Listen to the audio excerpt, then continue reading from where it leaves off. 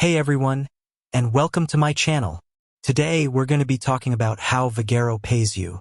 If you're a business owner who uses Vagaro, you may be wondering how you get paid for the services you provide. After all, it's important to know how your money is coming in so you can manage your finances effectively.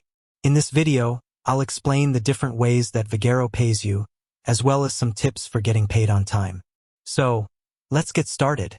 How Vagaro pays you. There are two main ways that Vagaro pays you. Direct deposit. This is the most common method of payment. With direct deposit, your payments are automatically transferred to your bank account on a regular basis. Check. If you don't have a bank account, you can receive your payments by check. The specific payment method that you use will depend on your individual circumstances. You can choose your payment method when you set up your Vagaro account. Payment schedule. Vagaro typically pays you once per week. The specific day of the week that you get paid will vary depending on your location and your payment method. You can find your payment schedule in your Vagaro account. To do this, log into your account and click on the Settings tab. Then, click on the Payment Settings tab. Your payment schedule will be displayed on this page. Tips for getting paid on time.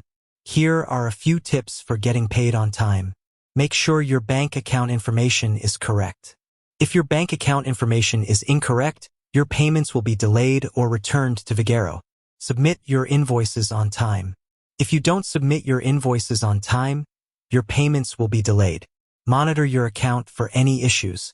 If you notice any issues with your payments, contact Vagaro customer support immediately.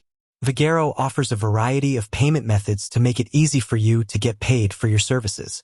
By following the tips in this video, you can ensure that you get paid on time and without any hassle. I hope this video has been helpful.